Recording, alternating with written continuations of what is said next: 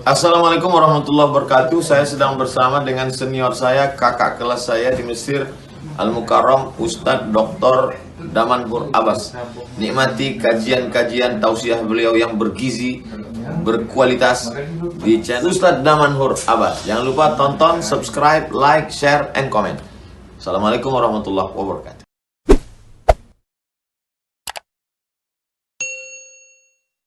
Baik, alhamdulillah wassalatu wassalamu ala Rasulillah. Rabbi shrah li sadri wa yassir li amri wahlul 'uqdatam min lisani yafqahu qawli, amma ba'. Di dalam bab 2 di buku Zakat di Negeri Syariah ini, Bang Memun, kita mencoba membahas tentang apa yang dimaksud dengan bagaimana kebijakan zakat di dalam makroekonomi. Kita bercerita tentang zakat itu berarti bercerita tentang secara agregat, secara keseluruhannya, di mana para ulama terdahulu misalnya seperti Abu Yusuf, mereka sudah menyusun sebuah buku yang sangat spektakuler namanya Al-Kharaj. Beliau itu memberikan sebuah gambaran bagaimana sistem yang dinamakan dengan sistem pembiayaan dalam sebuah negara. Ini merupakan salah satu hal yang memang harus kita contoh bersama pada saat sebuah negara, katakanlah misalnya hari ini sedang, bukan negara Indonesia misalnya, negara manapun, pada saat mereka kehilangan sumber dana, sumber daya alamnya, sumber daya untuk pembiayaan negaranya, maka merujuklah kepada sistem yang pernah dibuat oleh para cendekiawan muslim.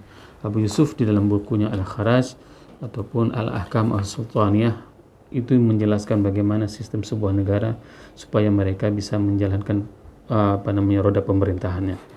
Nah, ada hal yang menarik pada saat kita bercerita tentang zakat dengan sistem makroekonomi, yaitu kita tidak hanya bercerita tentang zakat itu bukan hanya sebagai kewajiban individu, akan tetapi zakat itu adalah diwajibkan kepada semua, katakanlah misalnya semua unit yang bisa menghasilkan nilai tambah ekonomi.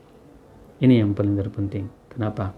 Karena pada saat katakanlah sebuah negara itu mempunyai apa yang dinamakan dengan sistem bisnisnya, maka sistem bisnis tersebut harus bisa mempunyai sistem dharibah, harus ada mekanisme penyampaian atau yang dinamakan dengan pengutipan hak yang harus disetor ke negara. Nah, hari ini kalau misalnya kita ingin merujuk kepada beberapa literatur Islam, maka tidak ada sebuah literatur yang memang menggalakkan tentang sistem pajak. Itu tidak ada Bang Memon. Jadi hal yang paling harus kita galakkan itu adalah bagaimana kita mensuburkan semua sistem Islamic filantropi ini, ya, seperti zakat, sedekah, wakaf. Ini yang harus kita galakkan. Kenapa? Karena pada saat kita mewajibkan, sebuah negara itu mewajibkan sistem tax, yaitu sistem perpajakannya kepada warganya, maka itu akan membebani. Sebagai contoh, pada saat seseorang dia harus membayar pajak, maka pajak itu akan ditanggung oleh orang tersebut. Katakanlah misalnya saya membeli baju, maka di baju ini ada pajak, maka beban itu akan saya yang tanggung. Berbeda dengan sistem zakat. Kalau zakat, saya produksi baju, berarti saya mengeluarkan zakat, ya kan? Kenapa saya keluarkan zakat? Karena kan baju yang saya produksi itu terjual dan saya mempunyai pendapatan itu saya bisa alihkan, bisa saya store ke negara dan negara bisa mensejahterakan rakyat. Ini terbalik. Maka apapun cerita, zakat itu secara makroekonomi itu sangat membantu sistem perekonomian negara. Berbeda dengan pajak. Kalau pajak itu akan menekan dan membuat terjepit rakyat, karena itu beban bagi rakyat. Tapi kalau zakat, contoh misalnya, Lop Semawi punya beberapa pabrik. Katakanlah misalnya ada pabrik sepatu, ada pabrik perabot misalnya. Setiap pabrik itu harus mengeluarkan zakat dari hasil produksinya. Maka hasil zakat tersebut dia bisa untuk mensejahterakan masyarakat. Dengan sejahteranya masyarakat, maka akan terjadi peningkatan perekonomian. Sehingga kalau ini kita jalankan, maka Aceh akan keluar dari setiap tahunnya dari angka kemiskinan. Sehingga kita tidak akan pernah lagi menjadi provinsi yang termiskin. Nah, itu dia. Nah, kalau dalam zakat sama pajak, ya, Ustaz, ini orang menilai pasti berbeda. banyak perbedaan-perbedaannya. Iya. Seperti Ustaz katakan tadi, kalau pajak ini dikeluarkan oleh konsumennya, Iya. lebih tepatnya. Ya. Betul. Kalau ini oleh pemiliknya, produsernya. produsennya. Padahal kalau kita lihat yang paling banyak uang pasti produsernya. Betul. Ya. Jadi ini orang yang memang saya katakan orang yang beli baju sama orang miskin. Betul. Berhak menerima zakat. Ya, Tapi dia harus bayar pajak. betul. Terbeban kan? Bebannya. Seharusnya dia mendapatkan baju gratis, tapi dia harus membayar pajaknya.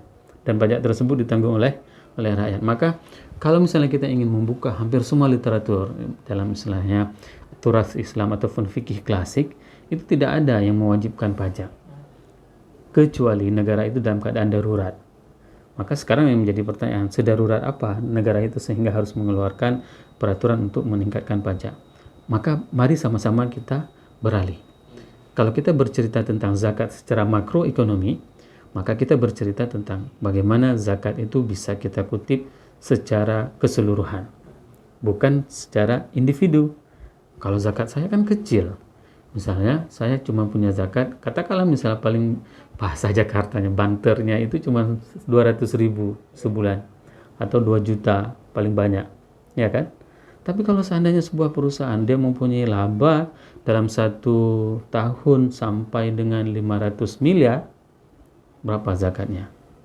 Kalau seandainya perusahaan tersebut dia eksplorasi di Aceh, dia mengambil bumi Aceh, ya kan?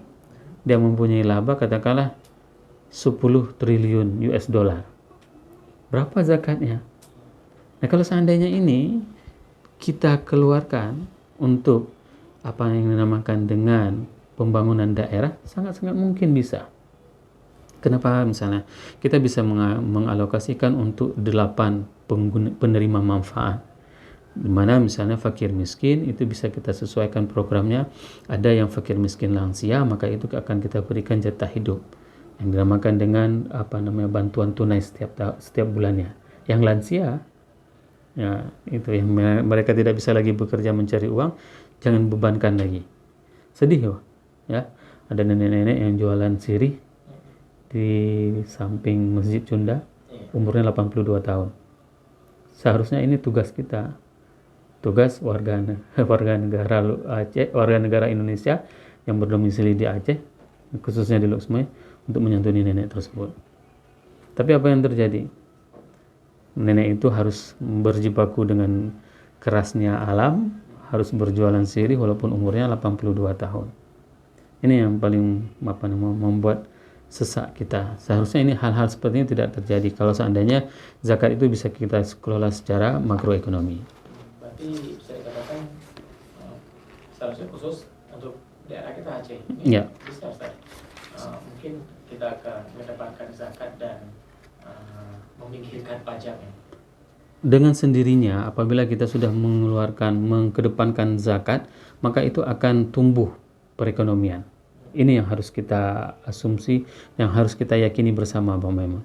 Kenapa? Selama ini kita tidak percaya terhadap konsep yang diberikan oleh Allah. Padahal ini adalah konsep yang paling nyata, yang paling jelas membuat kita itu sejahtera, yaitu zakat. Jangan pernah khawatir bahwasanya kalau tidak ada pajak kita tidak bisa membangun. Jangan. Yakinilah bahwasanya konsep yang diberikan oleh Allah itu adalah konsep memang untuk kehidupan kita, dan Allah lebih tahu bagaimana mekanisme untuk membangun negara ini. Nah, contoh misalnya salah seorang cendekiawan muslim, Mas'ud Alam Al-Khudhari, beliau mengatakan pada saat kita bercerita tentang makroekonomi zakat ini, maka nilai etika itu memang harus dikedepankan. Kenapa? Begitu juga ini kan bercerita tentang siapa perusahaan yang memang harus mengeluarkan zakatnya, bagaimana sadarnya sebuah perusahaan mau menyetor zakatnya. Maka nilai etika itu sangat penting. Maka di pertemuan awal kita kemarin kita sudah jelaskan, kalau tidak ada konsep tauhid, ya, sekaya apapun perusahaan itu, maka dia tidak akan pernah mau mengeluarkan zakatnya. Maka ini sangat penting sekali.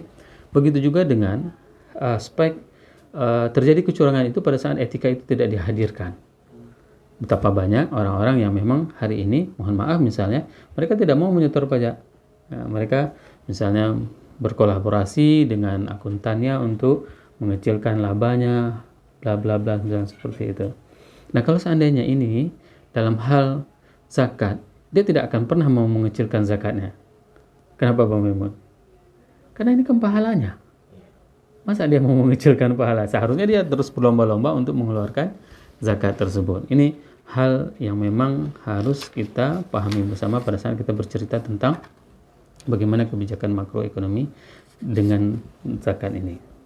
Ini salah satu upaya untuk memberantas kemiskinan, Ustaz. Benar. Baik Ustaz, karena waktu kita juga tidak banyak. Nah, Ya. dengan topik kita zakat dalam makroekonomi ini, apa yang bisa kita hadirkan ke masyarakat?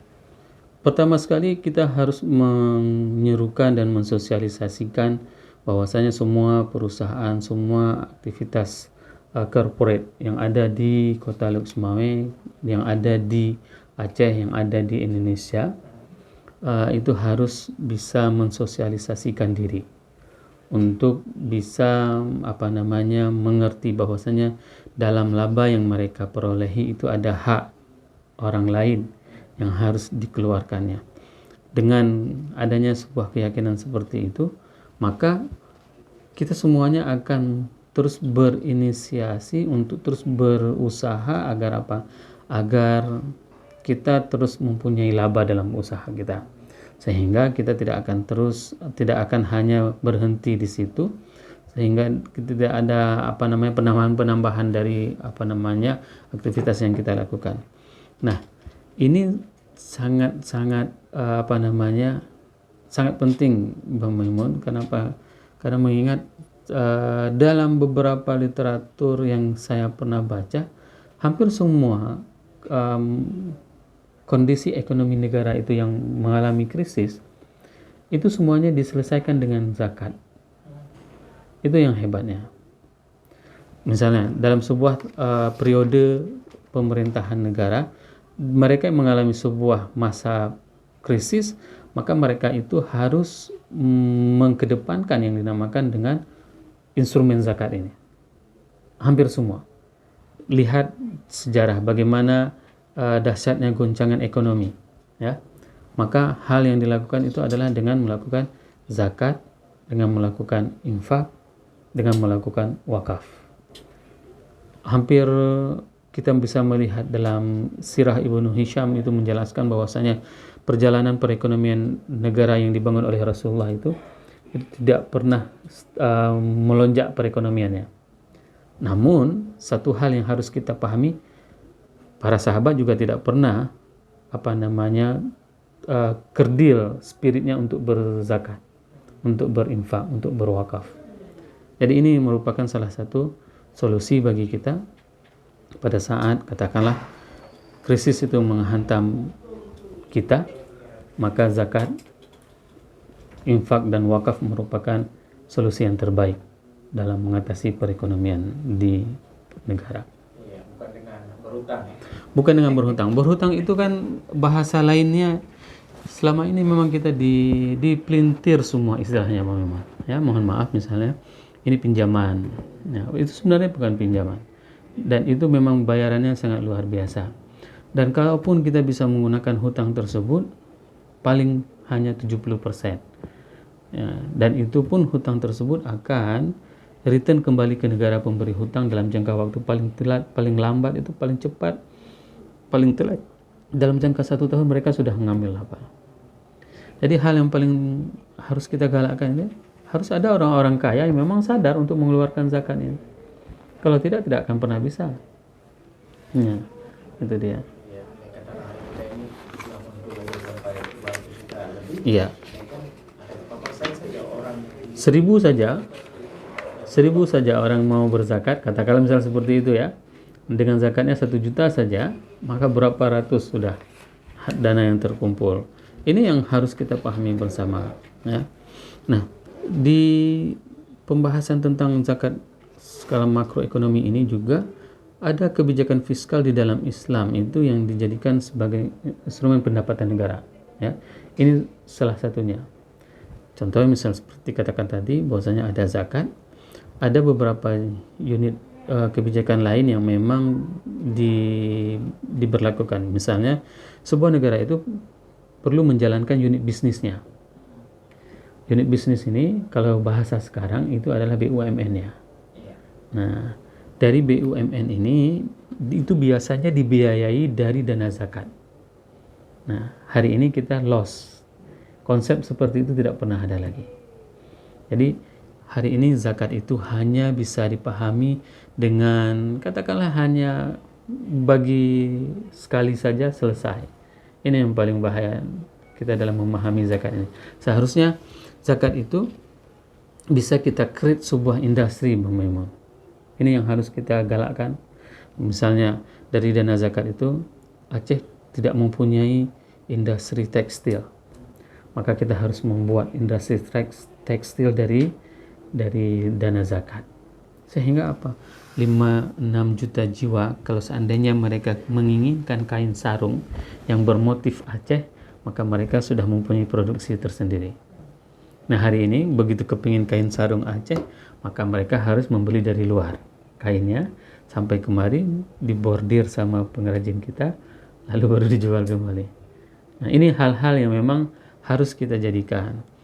Zakat itu bisa dijadikan unit bisnis dalam sebuah negara. Sumber dananya yaitu dari dana zakat.